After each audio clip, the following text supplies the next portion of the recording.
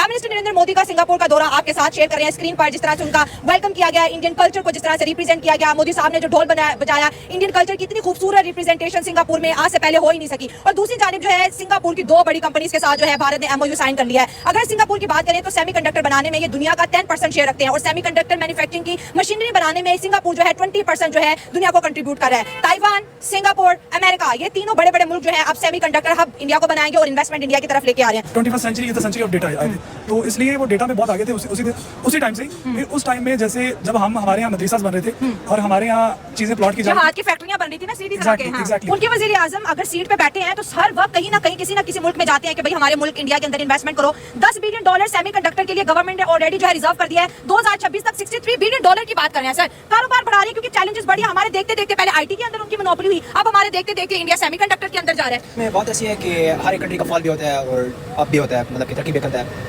और ये बात कहना कि मोदी साहब जो है ऐसे काम कर रहे हैं, ऐसी बात कोई नहीं है। पाकिस्तान में भी है, वो डेवलपमेंट हुई है। आप पिछले 40 ईयर्स रिकॉर्ड देख रहे हैं, पाकिस्तान हर चीज़ में आगे था इंडिया से, ऑलमोस्ट एवरीथिंग। सर जब से हमने होश संभाला इंडिया एक दफा आईएमएफ के पास गया, हम 23 से 24 दफा आईएमएफ के पास चले गए। जी आपकी वो बात बिल्कुल ठीक है, लेकिन आप ये भी देख रहे हैं कि आपके जितने भी यहाँ पर नेबर कंट्री है, आपका सिर्फ नेबर कंट्री का आपके ऊपर दबाव नहीं है। आप जो वेस्ट है सारे के सारे पाकिस्तान के खिलाफ है। तो मोदी साहब की लीडरशिप को कहाँ देख रहे हैं जो भारत के लिए इतनी बम्पर ऑफर्स मैं आपको बताता हूँ जो मोदी जी हैं वो कुछ हद तक कर रहे हैं, कुछ हद तक, लेकिन उनकी जो कुछ हद है वो भी उनको जो है उनकी पॉजिटिवनेस दिखा रही है। यहाँ पर अगर हमारे ऊपर थोड़ी सी भी अगर मैथ करें तो इनकी पॉजिटिवनेस नजर आएगी। आपको पता है कि मोदी जी पर भी केसेस हैं करप्शन की, आपको पता है? कोई केस नहीं है। यही बात है ना। आप जाकर मैं यहाँ पर इसी से एक स्टूडेंट हूँ, मुझे पता है, मैं यहाँ पर मान लिया करप्शन के केसेस भी हैं। हर हर महादेव, जय सनातन, जय हिंद। दोस्तों स्वागत है एक और नई वीडियो में। दोस्तों प्रधानमंत्री नरेंद्र मोदी जी का सिंगापुर का दौरा जो है आजकल सुर्खियों में बना हुआ है। लगातार बहुत सारी खुशखबरियां जो हैं वो वहां से हमें मिल रही हैं। हिंदुस्तान ने, इंडिया ने 2 कंपनियों के साथ एमओयू साइन किए हैं। आप जानते हैं कि सिंगापुर जो है ये सेमीकंडक्टर का हब है। अब इसमें जो है इंडिया में भी जिस तरह से प्रधानमंत्री नरेंद्र मोदी जी ने लगातार कोशिश की है कि इंडिया में जो है सेमीकंडक्टर जो है बनाए जाएं, इंडिया को सेमीकंडक्टर हब बनाने का जो प्रयास लगातार नरेंद्र मोदी जी कर रहे हैं, इस पर अब पाकिस्तान ने छाती पीटना शुरू कर दिया है। लगातार सिंगापुर से बहुत ही सुखद जो वीडियोस हैं, दृश्य हैं, वो देखने को मिल रहे हैं। प्रधानमंत्री नरेंद्र मोदी जी को वहां पर उनका बहुत ही वार्म वेलकम हुआ। उनको ढोल बजाते हुए वहां पे देखा गया। इन सब चीजों पर जो है पाकिस्तानी लगातार अपनी छाती पीट रहे हैं और क्या कुछ कह रहे हैं, चलिए आज की वीडियो में देखते हैं। दोस्तों अगर चैनल पर नए हैं तो चैनल को सब्सक्राइब कर लें, बेल आइकन को दबा लें ताकि आपको नए वीडियोस की नोटिफिकेशन मिल सके। चलिए बिना समय गवाए आज की वीडियो को शुरू करते हैं। हेलो फ्रेंड, मैं हूं शाहिदा खान और आप देख रहे हैं नायला पाकिस्तानी रिएक्शन। एक तरफ भारत खुद को सेमीकंडक्टर का हब बनाने का सपना देख रहा है तो दूसरी जानिब जो हमारी पाकिस्तान की लीडरशिप है एक दूसरे को चोर साबित करने में लगी हुई है। प्राइम मिनिस्टर नरेंद्र मोदी का सिंगापुर का दौरा आपके साथ शेयर कर रहे हैं स्क्रीन पर। जिस तरह से उनका वेलकम किया गया, इंडियन कल्चर को जिस तरह से रिप्रेजेंट किया गया, मोदी साहब ने जो ढोल बजाया, इंडियन कल्चर की इतनी खूबसूरत रिप्रेजेंटेशन सिंगापुर में आज से पहले हो ही नहीं सकी। और दूसरी जानिब जो है सिंगापुर की 2 बड़ी कंपनीज के साथ जो है भारत ने एमओयू साइन कर लिया है। अगर सिंगापुर की बात करें तो सेमीकंडक्टर बनाने में ये दुनिया का 10% शेयर रखते हैं और सेमीकंडक्टर मैन्युफैक्चरिंग की मशीनरी बनाने में सिंगापुर जो है 20% जो है दुनिया को कंट्रीब्यूट कर रहा है। ताइवान, सिंगापुर, अमेरिका, ये तीनों बड़े बड़े मुल्क जो हैं अब सेमीकंडक्टर हब इंडिया को बनाएंगे और इन्वेस्टमेंट इंडिया की तरफ लेके आ रहे हैं। बहुत बड़ी डेवलपमेंट है। एक मुल्क हमारे देखते देखते आईटी के अंदर मोनोपोली पूरी दुनिया में कायम कर ली और अब पूरी दुनिया को भारत सपना दिखा रहा है कि नेक्स्ट सेमीकंडक्टर हब भारत बनेगा। इसी पर पाकिस्तान की यूथ से बात करेंगे कि हमारी लीडरशिप और हमारे वजीर आजम हमारे लिए क्या करते हुए दिखाई दे रहे हैं। लेकिन आप दोस्तों से रिक्वेस्ट है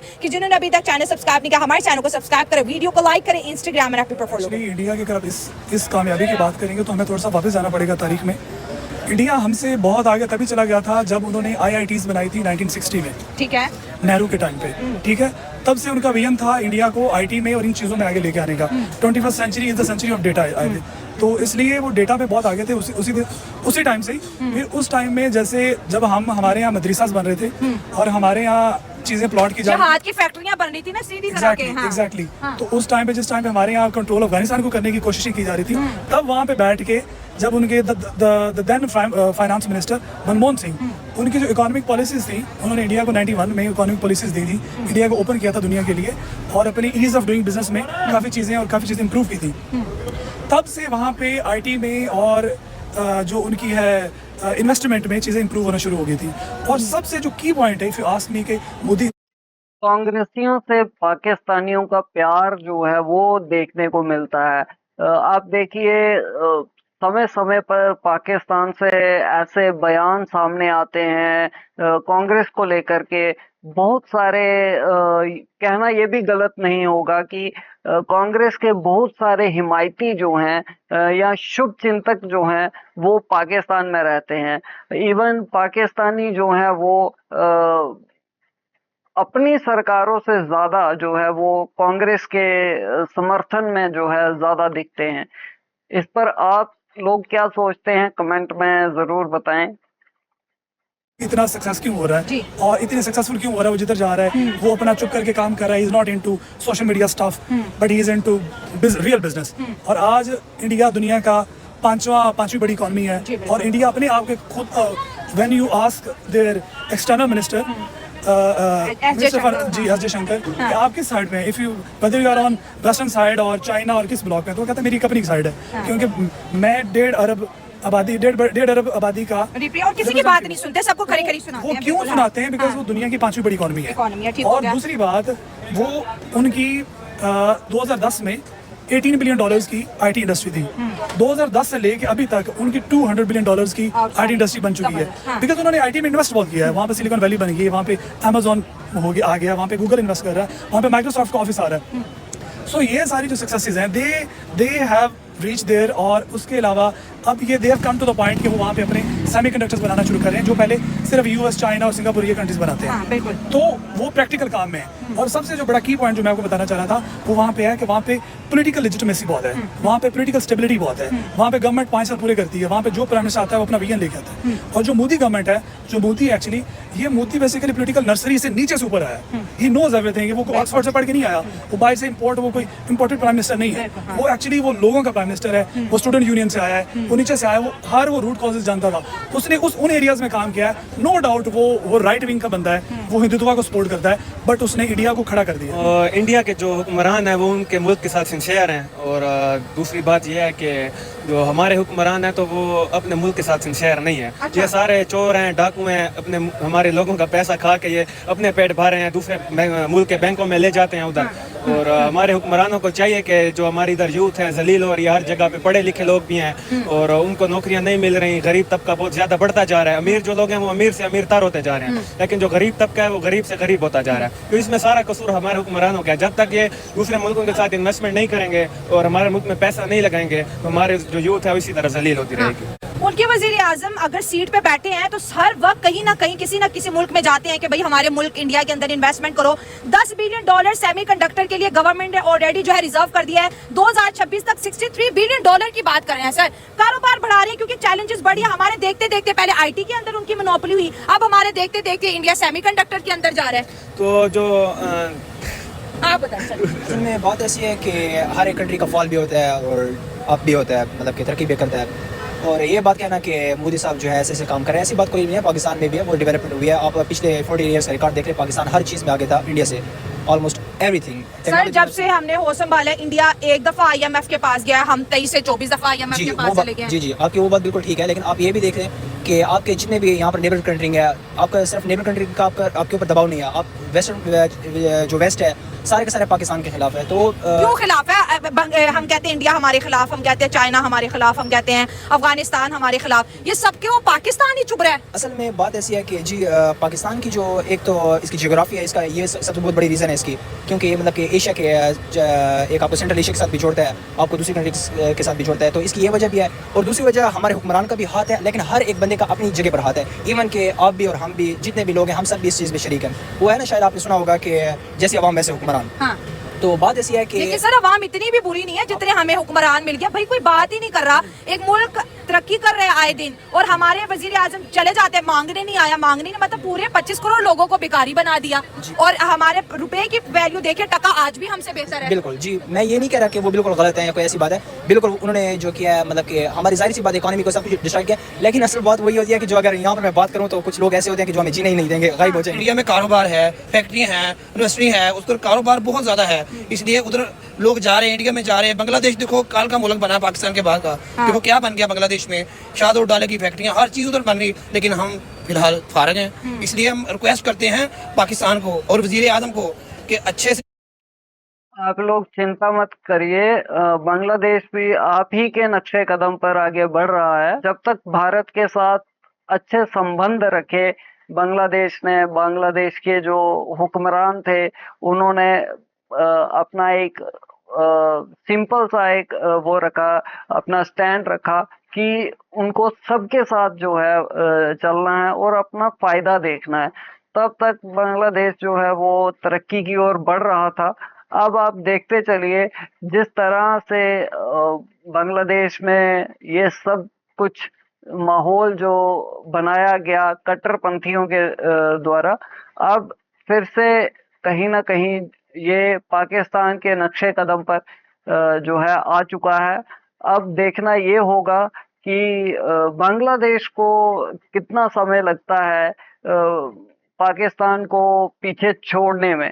से अच्छा काम करो जो अवाम के लिए हो। हम गरीब उनका कारोबार था हमारा, ये तकरीबन 2022 की बात है, हमारा तकरीबन 50 लाख 60 लाख रुपए में कारोबार था, अभी बिल्कुल फ्लॉप हो गया, बिल्कुल फ्लॉप हो गया। किस चीज का कारोबार था आपका? हमारा ये कपड़े का था, क्लॉथ हाउस। क्लॉथ हाउस का क्यों फ्लॉप हुआ, क्या वजह आई? बस ये हालात ऐसे हैं कि इनकी मैनेजमेंट नहीं ठीक, क्योंकि ये जिम्मेदार है ना वो बिल्कुल फ्लॉप हो गया। हमारा जो पंजाब है ना, ये जो हमारा खास तौर पे हमारा जो पंजाब है ये है जिम्मेदारी के सर पे है। जिम्मेदार अगर खुशहाल है तो किसान मतलब जिम्मेदार। सर ये पे मैं बात करूं इंडिया और पाकिस्तान की, उनके वजीर आजम कामयाब दौरे करके फैक्ट्रियां लगा रहे हैं, एक फैक्ट्री लगेगी, 2 लगेगी, 10 लाख 20 लाख 30 लाख 40 लाख लोगों को कारोबार मिलेगा। मैडम इधर कुछ भी नहीं होगा जब तक हुकूमत ऐसी है, इधर कुछ भी नहीं होने वाला, कुछ भी, क्योंकि वो उनका इंटरेस्ट ही नहीं है पाकिस्तान के ऊपर। इंडिया से क्यों नहीं सीख रहे? उनका मोदी साहब तो वजीर आजम बन के पूरे कौम को बाप की तरह पाल रहे हैं। मैडम उनका इंटरेस्ट ही नहीं है पाकिस्तान को, क्योंकि वो पाकिस्तानी है ही नहीं। वो तो अपना पैसा लेके चले जाते हैं ना, बिजनेस करने आते हैं पाकिस्तान में, बिजनेस करके बाहर चले जाते हैं। अगर उनका इंटरेस्ट हो पाकिस्तान के ऊपर तो वो पाकिस्तान के लिए सोचे ना। तो मोदी साहब का इंटरेस्ट इंडिया में है, इस वजह से वो इंडिया हाँ जी, इंडिया में वो देखो एक चाय का खोखा लगाता था मोदी साहब, देखो आज तक वजीर आजम कितनी बार दूसरी तीसरी दफा वजीर आजम बन गया। देखो अवाम खुशहाल है तो उसको तीसरी दफा वजीर आजम बना। हमारी जो गवर्नमेंट चोरों की गवर्नमेंट है, देखो वोट से कौन आया मुझे बताओ, कोई वोट से आया? गवर्नमेंट इंडिया के लिए टिल डेट जो सेयर माइंडेड लोग हैं, जो एक्चुअली रैशनल लोग हैं, जो इस बात को जानते हैं, इंडिया के लिए till date the best prime minister Modi साबित हुआ है। और ये वजह है कि तीसरी दफा भी उन्हीं को ही गवर्नमेंट नसीब हुई है। सर एक तरफ वजीर आजम मोदी साहब जो है विजिट करते हैं, काम करते हैं, करोड़ों की डील करते हैं, अपने जो इंडियन यूथ है उनके लिए प्लेटफॉर्म दे रहे हैं, बिजनेस दे रहे हैं, इन्वेस्टमेंट लेके आ रहे हैं। हमारे वजीर आजम अगर बाहर जाते हैं, लोन के लिए जाते हैं, VIP प्रोटोकॉल में जाते हैं, 5 स्टार होटल में कुछ शामी और रातें गुजारने के बाद मुल्क वापस आ जाते हैं। पार्लियामेंट में एक दूसरे के गिरेबान इन्होंने पकड़े हुए, तू झूठा तू झूठा, तू चोर तू चोर। अब हमारे सामने सेमीकंडक्टर का हब बनने जा रहा है, एक मुल्क जिसके पास अभी टेक्नोलॉजी नहीं है सेमीकंडक्टर, वो स्ट्रगल कर रहा है। क्या ये चीजें हमारे जो पॉलिटिशियन है या हमारे वजीर आजम तक नहीं पहुंच रही कि वो देखो किस तरह से प्लान कर रहे हैं? देखो दौरे मांगने के लिए नहीं किए जाते, दौरे बिजनेस के लिए किए जाते हैं। अगर उनको 4-5 लाख मोदी साहब को सैलरी मिल रही है तो हमारे वजीर आजम को भी मिल रही है, क्या कुर्सी पे बैठने के पैसे दिए जाते हैं? मैडम फर्स्ट ऑफ ऑल हमारे प्राइम मिनिस्टर काम तो तब करे जब उसकी कोई लेजिटिमेसी हो। अच्छा, व्हेन ही नोज कि मेरी कोई लेजिटिमेसी नहीं है, व्हेन ही नोज कि मेरे पास कोई डिसीजन पावर्स नहीं है, व्हेन ही नोज कि मैं कोई आवाम का चुना हुआ नुमाइंदा नहीं हूँ, तो काम क्या करेगा मैडम? इससे तो मॉरल डिक्लाइन, हमारी गवर्नमेंट मॉरली डिक्लाइंड हो चुकी है। फ्रैंकली स्पीकिंग एवरीबॉडी नोज कि क्या हुआ है, एवरीबॉडी नोज कि क्या पाकिस्तान में भी हो रहा है। पाकिस्तान बेल आउट पैकेज के लिए हर बंदे के पास जा चुका है। अब हमें जो हमारे पक्के अलायंस जो थे, हमारे एलाई थे, चाइना है, UAE है, सऊदी है, वो भी आपको सिक्योरिटी नहीं दे रहा, वो भी आपको वो अपना वो जो है ना वो चाइना के बैंक ने कहा $6 बिलियन निकालो हमारा, अब आप कितना हम आपको रोल ओवर करें? वो तब करते हैं जब आपकी गवर्नमेंट की लेजिटिमेसी होती है, जब उनको पता होता है कि यार ये अवाम की गवर्नमेंट है, अवाम के चुने हुए नुमाइंदे आए बैठे हुए हैं, इनकी कोई क्रेडिबिलिटी नहीं है। और आई एम रियली सॉरी कि पाकिस्तान इस दफ़ा एक नोज डाइव के थ्रू पाकिस्तान नीचे जा रहा है। आपने देखा होगा 2023 में, 24 में, 21 में, 22 में मिलियंस ऑफ यंग स्टूडेंट्स जो एक्चुअली पोटेंशियल था पाकिस्तान का, उनके पास दो ही ऑप्शन हैं। एक या तो यहाँ पे बैठ के कोई ना कोई अपना वो जो है ना अपनी किस्मत को कोसें, या वो सिर्फ बाहर जाए। और यहाँ के जो यूथ बल, जो यहाँ के जो पाकिस्तान की ताकत कंसिडर की जाती थी, वो यहाँ से भाग रहे हैं। कुछ जिसको स्कॉलरशिप मिलता है मिले, नहीं मिलता ना मिले, कुछ जैसे तैसे करके पहुँच रहा है। कुछ बेचारे इलीगल रूट से जा रहे हैं, कुछ लीगल रूट से जा रहे हैं। तो कंट्री की किस्मत क्या बदलनी है, गवर्नमेंट को कोई पता नहीं है।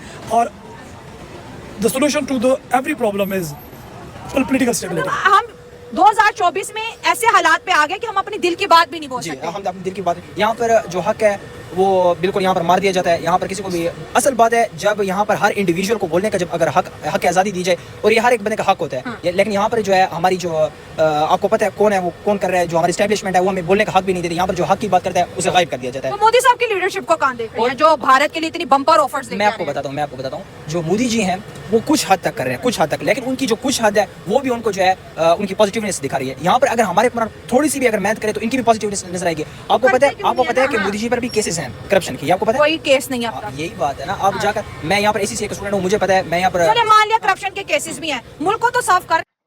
कहीं दोस्तों यही इन्वेस्टिगेशन तो नहीं कर रहा। मुझे तो लग रहा है कि इसने कहीं एक रूम में बैठ करके अपनी कोई एक एजेंसी बना रखी होगी, जिसमें इसने बोल दिया कि हाँ जी मोदी पे करप्शन के चार्जेस हैं। जबकि इंडिया में जो अपोजिशन है, जो विपक्ष है, उसने तमाम कोशिशें कर ली, साबित कुछ नहीं कर पाए। एक सिंगल केस जो है वो मोदी के खिलाफ नहीं है, एक सिंगल केस। तो ये चीजें जो है इनसे सीखना चाहिए, ना कि आप जो है दूसरों को क्रिटिसाइज करने। पाकिस्तानियों की दरअसल दिक्कत यही है, ये खुद पे काम करने के बजाय दूसरों को जो है ज्ञान पेलना चालू कर देते हैं, दूसरों को जो है मुफ्त का ज्ञान बांटना शुरू कर देते हैं। अब ये यूथ है, आपको अपने देश को संभालना चाहिए। किस तरह से आप बाहर निकलें, जिस कंडीशन में आपका देश है उससे किस तरह से आप अपने देश को बाहर निकालें, आपको उस बारे में जो है सोचना चाहिए। ना कि आप दूसरे देश के प्रधानमंत्री को जो है ये बताते फिरें कि उस पे करप्शन के चार्जेस हैं। आपको पता है उस पे करप्शन के चार्जेस हैं, तेरे सपने में आके किसी ने बताया तुझे कि उस पे जो है करप्शन के चार्जेस हैं, साबित कर। अगर तुझे लगता है तो साबित कर। अगर तू इंडिया में होता तो तुझ पर तो यहाँ की आवाम जिन्होंने मोदी जी को वोट करके जो है प्रधानमंत्री चुना है, वही तुझ पर केस कर देते। जिस तरह से तू उन पे जो है वो कलंक लगाने की कोशिश कर रहा है। तो सबसे पहले अपने आप को देख, अपने देश को देख, और दूसरों को ज्ञान बांटने से पहले खुद अपने देश के लिए कुछ कर, फिर जो है दूसरों पे बात करना। पहले उस औकात, उस लेवल तक आ, अपनी खुद की, अपने देश की औकात बना, उसके बाद जो है वो ऐसी बातें करना। कर रहे हैं ना जी, मुल्क को साफ कर रहे हैं, लेकिन आप इंडिया के अंदर रह रहे हैं, आपको पता है कि वहाँ पर क्या क्या हो रहा है। उनके यहाँ पे बड़े मसले हैं, इन्फ्लेशन का पता है, वहाँ पर इन्फ्लेशन हमसे कम है। आपको पता है इन्फ्लेशन हमसे कम आप मेरी है, बात सुने, आप वहाँ पर जो है वहाँ पर बाथरूम नहीं है। आप ये बात, सर आप गूगल करके देखिए, आप पाकिस्तान में नहीं है। मेरी बात सुने, नहीं, इसके ऊपर मैंने पूरा शो किया मेरी था। बात सुने, मैं आपको बताता हूँ। आप ये कह रहे हैं कि मतलब ये जबरदस्ती बताना, मतलब एक चीज होती है ना जिसको मानना ही नहीं है। एक होता है इंसान सोया हुआ, है ना, एक होता है जो जबरदस्ती आंखें बंद करके सोने का जो है ड्रामा करता है, पखंड करता है कि हाँ मैं सोने का जो है दिखावा कर रहा हूँ। उसको आप जितना मर्जी जगाते रहिए, वो जागेगा ही नहीं। तो वही इस 2 टके के जाहिल का वो है, स्टैंड है।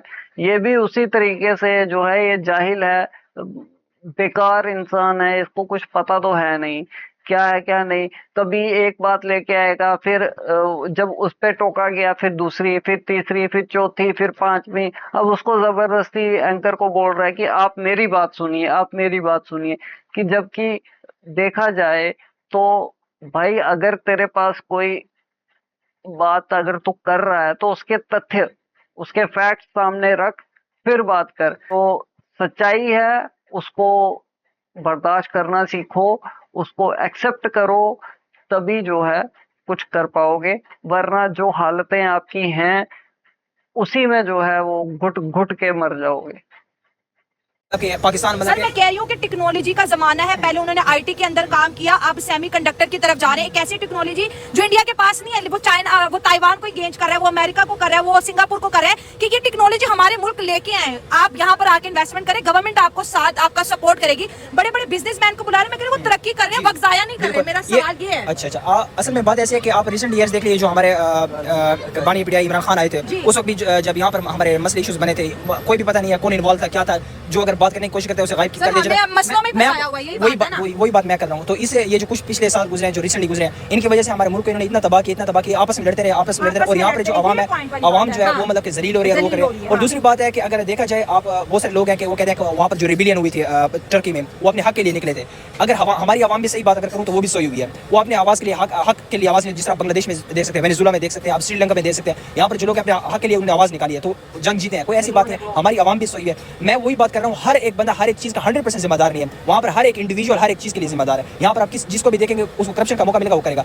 असल में जिस चीज़ की जरूरत है वो इंडिविजुअल रिवोल्यूशन की जरूरत है। हर एक इंडिविजुअल के अंदर, आपके अंदर, मेरे अंदर, इसके अंदर, हर एक बंदे के अंदर जब तक चेंज नहीं आएगा तब तक मुल्क तरक्की नहीं करेगा। ठीक है, मैं आपसे बात करूंगी सर, क्या कहेंगे कि अब जो है इंडिया सेमीकंडक्टर के अंदर जो है किस्मत आजमाने जा रहा है, सिंगापुर के साथ बहुत बड़ा कॉन्ट्रैक्ट साइन करके आया, ताइवान को ऑलरेडी दावत दे चुके हैं, अमेरिका भी इन्वेस्टमेंट के लिए तैयार है, हमारे देखते देखते वो मुल्क 5th लार्जेस्ट इकोनॉमी बना। तीसरी का वादा जो उन्होंने किया है, हुकूमत संभालते ही मोदी साहब दौरों पे निकले, कभी पोलैंड जा रहे हैं, तो कभी यूक्रेन जा रहे हैं, तो कभी रशिया जा रहे हैं, तो कभी जो है सिंगापुर जा रहे हैं, कि उन्होंने ठान रखी है कि भाई मैंने एक दिन भी नहीं जाया करना। जी देखिए, बिल्कुल कुछ दिन पहले भी हमें पता चला था कि अमेरिका उनको बुलाया गया है। हाँ, और उनको स्पेशल एक नाम से, मैं अब मुझे याद नहीं आ रहा कि उनका एक नाम रखा गया है वहाँ पे, एक स्पेशल उन्हें नाम दिया गया है, और अब फिर वो एक दोबारा दौरे पे जा रहे हैं। तो पहली बात ये है कि अगर कोई भिखारी बैठा हो ना, और साथ में एक प्रोफेशनल आदमी बैठा हो, हाँ। तो भिखारी को कोई भी नहीं बुलाएगा। नहीं बुलाएगा। क्यों नहीं बुलाता? क्यों? हमारा मुल्क, मैं कहता हूँ जिस तरह हमारा मुल्क है, जिस खित्ते में ये वाकया है, तो मैं कहता हूँ इस तरह कोई मुल्क भी नहीं है। हमारे हुक्मरान इस मुल्क को इतना खा चुके हैं जिसकी कोई हद नहीं है। ठीक है, पानी पे चलने वाली जो वो आई थी, गाड़ी आई थी, बाइक आई है, मैं कुछ दिन पहले देख रहा था कि एक लड़के ने वो बनाया है गाड़ी को ना, उस कीबोर्ड पे किया। वो किधर है लड़के? जो भी कुछ करने का कोशिश करता है, दोबारा उसका नाम नहीं सुनते हम कि यार कोई है, कोई नई टेक्नोलॉजी है। ये क्या करना चाहते हैं? सीधी बात है, हमें कहना कि यार मुसलमान है हम, ठीक है, हमारे पास खुदा, जितने हमारे पास खुदा वाली ताकत है ना, मैं कहता हूँ जितने भी काफिर हों, जितने भी, हमारे आगे टिक भी नहीं सकते। फिर कौन सा हाथियों पे जंगे करनी है? हम तो टेक्नोलॉजी की बात कर रहे हैं ना, कि भाई मुल्क तरक्की कर रहे हैं, अफगानिस्तान। देखिए, इनसे आप कुछ अच्छा एक्सपेक्ट ही नहीं कर सकते है ना। अगर आप इनसे कुछ एक्सपेक्टेशंस रख रहे हैं तो भाई जाहिल आप हैं। इनका तो सीधा सा फंडा है, ये घूम फिर के फिर से इनको बस जो इनको जब पैदा होते ही इनके कान में जो फूंका गया है काफिर, बस इनको उसी के साथ चलना है, उसी के साथ जीना है, और उसी के साथ मर जाएंगे एक दिन ये। मगर इनको जो है कोई मतलब नहीं है। बातें तो ये कर रहे हैं कि हाँ ये होना चाहिए, ऐसे होना चाहिए, उसने खा लिया, उसने खा लिया, हमारे हुक्मरान खा गए, मगर ये आगे बढ़ना ही नहीं चाहते हैं। ये खुद ही जो है उस गंदगी से बाहर निकलना चाहते हैं। एक्चुअली ये देखा जाए तो ये सही मायने में ये पिग हैं, सुअर हैं, जो गंदगी में ही रहना चाहते हैं, बाहर निकलना ही नहीं चाहते हैं। इनको बस एक ही चीज पता है, काफिर, बस इनको वही चीज पढ़ाई जाती है। इनका जो दिमाग है वो इतना मतलब डल कर दिया गया है कि इन्हें उससे आगे कुछ सूझता ही नहीं है। ये कुछ नहीं सोच सकते हैं उससे आगे। इनको बस सिर्फ काफिर काफिर काफिर काफिर काफिर काफिर, यही सब इनको जपना है। पैदा होने से लेकर जब तक ये मर नहीं जाते तब तक ये इन्हीं चीज पे चलते हैं। काफिर हमारे दुश्मन, काफिरों को खत्म करना है, काफिरों के खिलाफ जिहाद करो, काफिरों के खिलाफ ये करो, काफिरों के खिलाफ वो करो। इनको और किसी चीज से कोई मतलब नहीं है। इन्हें आज अगर थोड़ा बहुत मौका मिल जाए ना, अगर थोड़ा बहुत ये मतलब इनके हालात सुधर जाएं, तो ये फिर कोई नई जंग छेड़ देंगे। ये फैक्ट है। इसीलिए इंडिया ने इन्हें जो है लात मार के भगा दिया है। ना इनके साथ कोई ट्रेड करना है, ना इनके साथ कोई रिलेशन रखना है।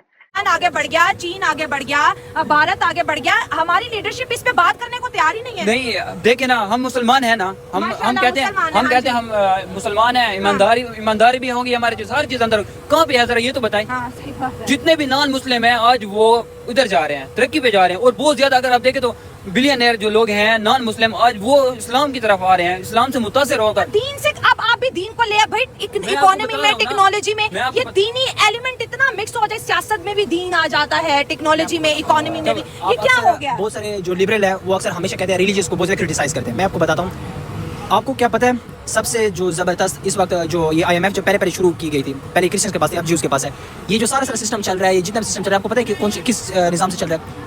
ये जो सेकंड कैलिफ मुस्लिम कैलिफ कौन था? उमर बिन खिताब ने बनाया था। ये जितना भी सारे ज़बरदस्त इकोनॉमिक सिस्टम है, जितने भी सिस्टम है, हिस्ट्री बहुत प्यारी रही मुसलमानों की। मैं वो बात नहीं कर रहा, आप रिलीजन को क्रिटिसाइज कर रही हैं, मैं उसकी बात मैं कह रही हूँ कि रिलीजन से निकल आओ। मैं आपको बता रहा हूं, आप कह रहे हैं कि रिलीजन से निकलना है। हाँ। अगर यहाँ पर अगर शरिया नाफिज हो जाए, मैं कसम उठाकर कहता हूँ, मैं मुसलमान नहीं होगा, मैं अपने बाप का सगा बेटा नहीं होगा। यहाँ पर आप तरक्की होते देखें कैसे नहीं होती। यहाँ पर आप देखें वो जो नताशा वाला वाकया हुआ था, वो एक अमीर बाप की बेटी थी, उसे सजा नहीं मिली, वो बाहर चली गई, ठीक है। और यहाँ पर देखें गरीब को जो है, यहाँ पर सिर्फ सजा गरीब तबके के लिए, आपके हमारे लिए, लेकिन यहाँ पर जो अमीर तबके उसके लिए कुछ वो तब होएगी जब आवाम की हुकूमत आएगी, जब आवाम को मौका दिया जाएगा कि वो अपने नुमाइंदे चुने। जब तक आवाम अपने नुमाइंदे नहीं चुन सकती, किसी और ने चुनना है और किसी और ने अपने पसंदीदा बंदे लेके आने। आयरनी चेक करें, इट इज़ 21st सेंचुरी, 2024 में हम रह रहे हैं। मोहसिन नकवी साहब एक बंदा, चार होते हैं। वो एक्चुअली वो वंडर वुमन की तरह वो सुपरमैन है, ही इज अ सुपरमैन। वो PCB का चेयरमैन है, फुल टाइम जॉब है। PCB का हाल क्या हो गया है? पाकिस्तान तारीख में पहली दफ़ा बांग्लादेश से टेस्ट सीरीज में वाइट वॉश हुआ है। पाकिस्तान तारीख में पहली दफ़ा अफगानिस्तान से मैच वर्ल्ड कप और आगे आगे देखिए हमारे साथ होता क्या है। और उसका ये ऑफिस PCB का, दूसरा ऑफिस उसका चेक कर लें, इंटीरियर मिनिस्ट्री। इस टाइम पाकिस्तान का सबसे बड़ा मसला जो है सिक्योरिटी का है। सबसे बड़ा मसला पाकिस्तान को बहुत बड़ा थ्रेट जो क्रिएट हो चुका हुआ है।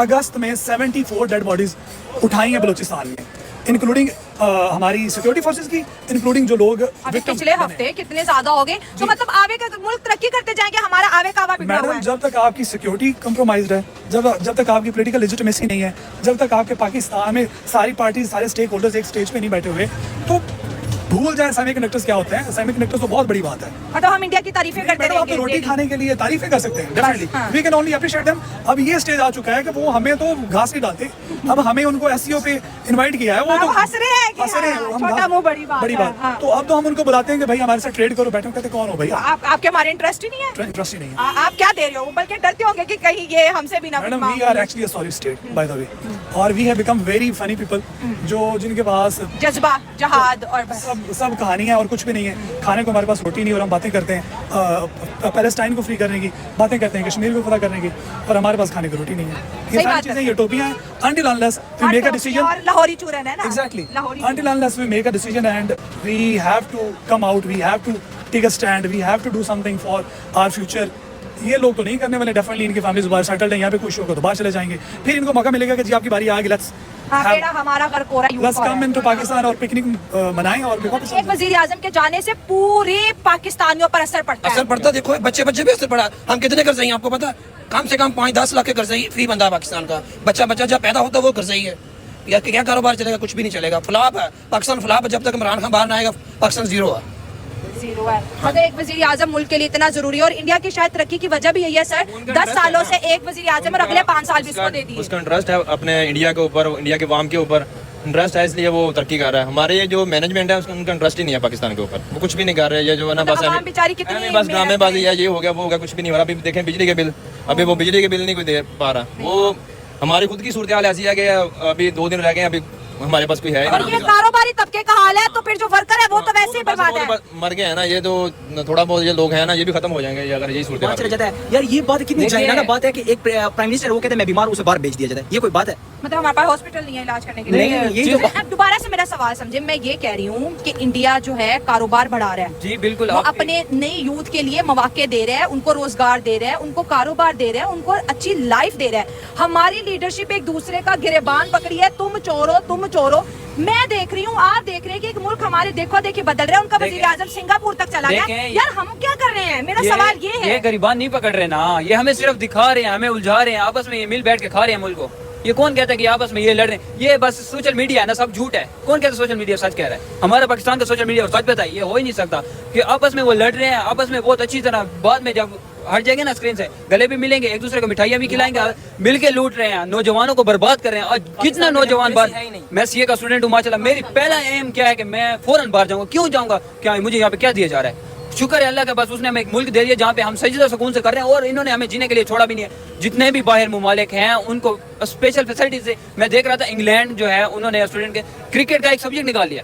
यार क्या है कि एक यूथ आगे आ रही है तो उसको आगे कर रहे हैं ना, हमारे यहाँ पे यूथ को आगे नहीं करते, वो पीछे कर देते सही हैं। बात है। मुझे इस मार्केट में इतने माशाल्लाह टैलेंटेड पाकिस्तानी मिलते हैं जो सीएसएस कर रहे हैं, जो एमफिल कर रहे हैं, जिनके अंदर पैशन है कुछ करने का, लेकिन रिसोर्सेज नहीं है।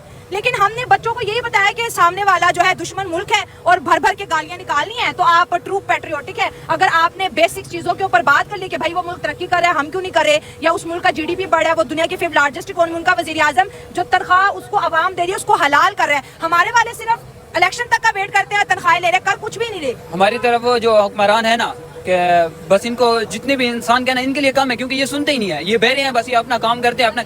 मैं देख रहा था कि पीआईए को कितना नुकसान क्यों हुआ है, ये तो बताए ना। एक एयरलाइन जो पाकिस्तान की एयरलाइन है, क्यों इतना नुकसान हो रहा है? इतने मुल्क के इतना ज्यादा नुकसान, बाहर की जितने भी ममालिक की जितने भी हुआ है, KFC का देख रहा था, टोयोटा का देख रहा था, जितने भी हैं देख रहे थे, उनको तो फायदा हो रहा है। जो पाकिस्तान की चीज है उनको नुकसान क्यों हो रहा है? फिर ये क्यों आखिर पाकिस्तान में रह कर भी इनको खाया ही तो जा रहा है ना। नौजवान को मौका नहीं दिया है, जितने भी नाअहल है उनको बिठा दिया जाता है, पैसा रिश्वत सब कुछ आम है, बस चल रहा है। हर चीज आगे, गाड़ियां इलेक्ट्रिक हो रही है, हर चीज इलेक्ट्रिकल आ रहा है। आईटी में तो हम इंडिया की तारीफ करते हैं, अब सेमीकंडक्टर में भी वो जो है किंग बनने जा रहा है। तो हमारे देखते देखते सब हो रहा है और हम बस चुप करके सो रहे हैं। बिल्कुल वो बनेगा, क्योंकि देखें वो उनके हुक्मरान इतने समझदार हैं, अगर वो इंडिया के खाएंगे, हुक्मरान इतने समझदार है, अगर वो खाएंगे ना एक ही तरीके से खाएंगे कि नौजवान जब आगे आएंगे, जब नौजवान आगे आएंगे वो तरक्की करेंगे, वो जितना खाएं उन्हें कोई कुछ नहीं कहेगा, पैसा बरसेगा मुल्क पे, पैसा बरसेगा ना। ये क्या कहते हैं कि नौजवान को पीछे करो, खाओ, फिर मुल्क के पास क्या रह जाएगा? वो नौजवान को आगे करते हैं, नौजवान उनको मुल्क के लिए कुछ देते हैं तो वो खाते हैं, उनको कोई कुछ कहता भी नहीं, क्योंकि उन्होंने पहले नौजवान को दिया। यार ठीक है तुम खाते हो ना, खाओ, मगर मुल्क को कुछ तो दो ना। कुछ तो बिल्कुल करप्शन इंडिया में भी बढ़ी है, लेकिन मुल्क को दे रहे हैं। पूरे दुनिया में जहाँ भी है ना, अमेरिका तक में करप्शन है, लेकिन हर जगह करप्शन है। ये स्टॉप हमारी किस्मत ये नहीं कहते कि यार हम बस इतना वो नहीं है कि पहले वो दौर उमर खलीफा के इसके उमर बिन खत्ताब का दौर था तो हम बस इतना ईमानदार हो गया। चलो ठीक है, जितना मगर लगाओ भी तो सही ना। ये तो नहीं है कि बस आप खाते रहो। नौजवान जलील, आज नौजवान क्या करता है? 10 साल स्कूल में, 2 साल इसमें कॉलेज में, फिर 5-6 साल डिग्री लगाने में टाइम वहाँ पे लग जाता है, फिर 10 साल रोड पे क्या, फिर सरकारी जॉब के लिए जाते हैं तो हजारों लोग होते हैं और एक पोस्ट होते हैं। जॉब पर PhD डॉक्टर थे, अभी उनका बलूचिस्तान में थे, वो बेचारे जो है फ्रूट्स की रेडी लगाई हुई थी। और ये असल में बात ये है कि यहाँ पर ये बात मुझे कहनी नहीं चाहिए, लेकिन मैं कर रहा हूँ कि पाकिस्तान में जो यहाँ पर शुरू से कहा गया कि डेमोक्रेसी है, यहाँ पर डेमोक्रेसी कभी थी ही नहीं और ना ही आएगी। यहाँ पर हमेशा डिक्टेटरशिप है और हमको पता है डिक्टेटर्स कौन है, एक के बाद एक जनरल। चले sir, thank you so much, बहुत अच्छा लगा, बहुत अच्छा लगा। तो दोस्तों आपने पूरी वीडियो देखी, इस पर आपकी क्या राय है? पाकिस्तानियों की सोच को लेकर के कमेंट सेक्शन में जरूर बताएं। मिलते हैं आपसे अगली वीडियो में, तब तक के लिए हर हर महादेव, जय सनातन, जय हिंद, स्टे सेफ।